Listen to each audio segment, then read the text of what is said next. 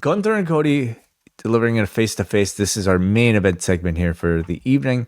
And Gunther says he is new to SmackDown, but he's already figured out that this show has to be about Cody Rhodes. And he suggests that Cody was brought up in the system through nepotism. So it's not really your fault, Cody. Says it's fitting that Cody calls himself the American Nightmare because he's the perfect symbol of the crumbling American dream. And this Spanish crowd actually starts cheering this. Gunther says he's not here to talk about his dad, the American dream, but the concept. Gunther says he was told to succeed in America, he had to work hard and sacrifice, and he did just that. He's earned his current position. But Cody, everything for him was just a phone call away. Training, one phone call away. WWE contract, one phone call away. He left and wanted to come back and probably just did it through one phone call. He calls him an entitled brat.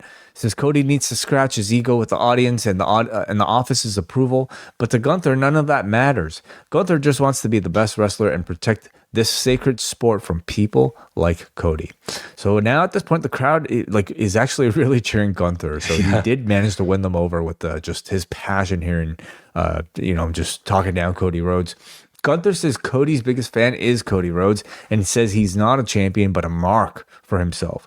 Cody responds by saying if he's a mark for himself, then Gunther is a liar. He calls bullshit on Gunther not wanting to be on the posters or on ESPN or on talk shows and media, or that he does not want the crowd to sing every word to his theme song, which I think they kind of do actually. At least in some circles, not to the level of Cody's, but he did get the Dvorak theme song back. He says he knows Gunther wants it, and he knows this because otherwise he would be talking to a 330-pound version of him in front of a few hundred people at an indie show. But instead, he is talking to the most refined and dangerous peak form of an athlete that he made himself. He says Paul Heyman used to warn him about being champion in order to intimidate him, but what he never told him is that this championship is addictive, and you, Gunther, are just as sick as I am. Cody says in Italy, Gunther will find out the worst thing that a pure wrestler like him could ever find out, and it's just that he's not that good. Gunther stops Cody from leaving the ring, says, I am not a liar. I promised to choke out Bill Goldberg, and I did. Promised to choke out AJ Styles, and I did. I promised to tap out Cody's hero, John Cena, and he did. And now he promises to choke Cody out and drop him like a wet towel before taking the title off of him. And this closes what I felt was a fantastic go-home segment between the two. Yes. Agreed. This was just an excellent promo battle between the two of them. And it made some sort of logical sense. You could get what Gunther was saying, and Cody even in his response is kind of agreeing with Gunther, because Gunther says, to make it in the States, you've got to max out, you've got to work hard. And Cody's basically agreeing with him and saying, yeah, that is what you did. You've got yourself into this peak physical form. But you're still not good enough to beat me. And I just thought there was a realism and a commitment to this from both performers. There was a logic to it all, and a really good go-home segment for this match.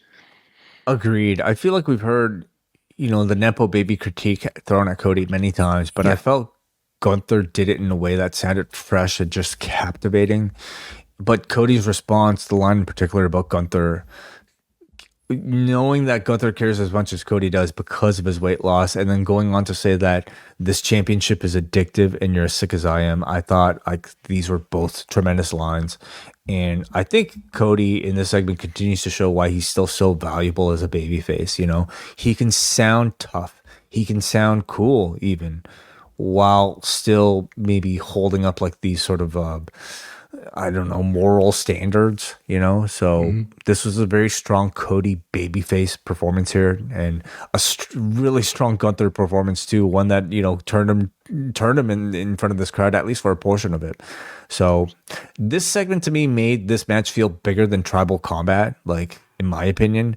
Yet it is the match that is starting off the pay-per-view. It's the match that's going to be on ESPN. Now, of course, ESPN is going to be the bigger platform. More people are going to watch that match. So it's sensible. But what do you think? Does it make it more or less you kind of told me your prediction, so I don't even have to ask you, but...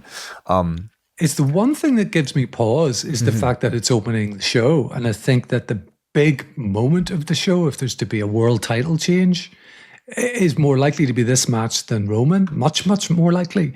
And I think that would be an unconventional way to start the PLE.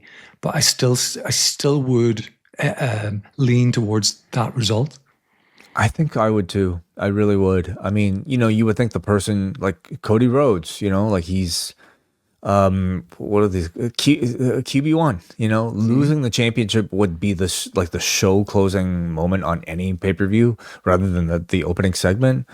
At the same time, I just can't see a result other than Gunther winning here. And yeah, we'll be interested to see how all of that plays out. PostWrestlingCafe.com is your destination throughout the entire month of June. It begins with Open House Week, where all members on the free tier get a full week slate of extra content. Following that, we have Brandon Thurston live in Delaware to cover the WWE merger lawsuit, and we will be doing wall-to-wall coverage with daily audio shows. Plus, we have Rewind Away looking back at the career of Manami Toyota, a review of WrestleMania 33. Karen and Bruce will cover New Japan's Best of the Super Juniors final along with Dominion, and we will get together for a new Ask Away mailbag show. PostWrestlingCafe.com, the destination for you.